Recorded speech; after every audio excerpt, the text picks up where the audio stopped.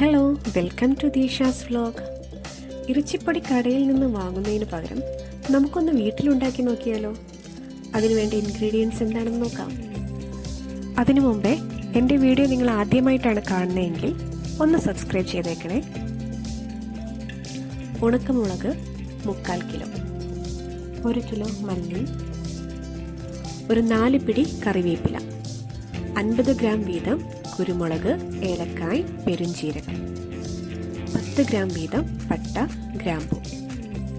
ഇനി ഇവ ഓരോന്നായി അടികട്ടിയുള്ള ഒരു പാത്രത്തിലിട്ട് ഒന്ന് ഡ്രൈ റോസ്റ്റ് ചെയ്തെടുക്കാം.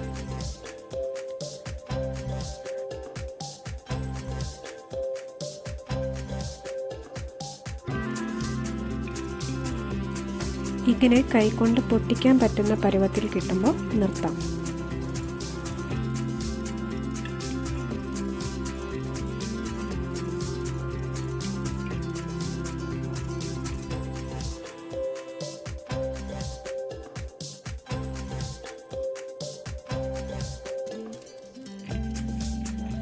ഇനി ഈ കൂട്ട് ഒന്ന് തണുത്തതിന് ശേഷം ഒരു മില്ലിൽ കൊടുത്ത് പൊടിച്ചെടുക്കാം.